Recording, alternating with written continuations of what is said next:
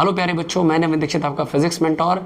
NCERT series को continue करते हुए इक्विलिब्रियम कॉन्सेप्ट जो कि लॉज ऑफ मोशन चैप्टर संख्या 5 एनसीईआरटी क्लास 11th में डिस्कस किया गया है, उस पर थोड़ी सी पहले मैं बातें बता दूं, फिर इसके बाद मैं आपको ले चलूंगा इस सेशन नहीं बल्कि अगले सेशन में एग्जाम्पल नंबर 4.6 से कनेक्ट करूंगा जो इक्विलिब्रियम कॉन्सेप्ट पर आधारित है, जिस पर प्रायः सवाल पूछे जाते हैं। बच्चों, इक्विलिब्रियम शब्द का मतलब होता है संतुलन यानी कि बैलेंसिंग। जैसे एग्जांपल के तौर पर मेरे सामने ध्यान से देख सकते हैं आप, एक स्प्रिंग नुमा डिवाइस है।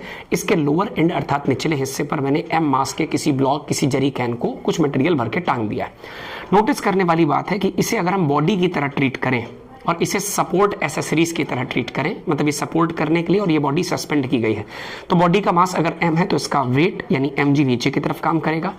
जैसे ही अपने वजन से स्प्रिंग को खींचेगा तो स्प्रिंग की सामान्य लेंथ में थोड़ा सा इजाफा होगा, थोड़ी बढ़त आएगी। स्प्रिंग में अगर बढ़त है x तो स्प्रिंग में recovery force, elastic recovery force ऊपर की तरफ काम करेगा, जो अपनी ओरिजिनल लेंथ को रिगेन करना चाहेगा, उसे हम कहते हैं kx। तो कुल मिलाकर इस बॉडी पर दो फोर्स हैं, खुद का वेट नीचे की तरफ और स्प्रिंग का रिकवरी फोर्स kx ऊपर की तरफ।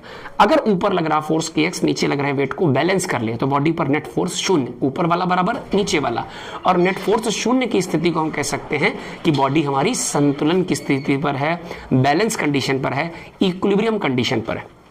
वेक्टर के फॉर्म में अगर मैं आपको बताऊं तो आपसे यह भी कह सकता हूं कि अगर किसी बॉडी पर लगने वाले सारे वेक्टर फोर्सेस का या सारे फोर्सेस का वेक्टर समेशन शून्य है, लाइक ऊपर वाला फोर्स जे कैप के साथ, नीचे वाला माइनस जे कैप के साथ, तो अगर किसी बॉडी पर लग रहे सारे फोर्सेस का वेक्टर समेशन शून्य है, एफ नेट शून्य है, इसका मतलब बॉडी इक्विलिब्रियम पर है।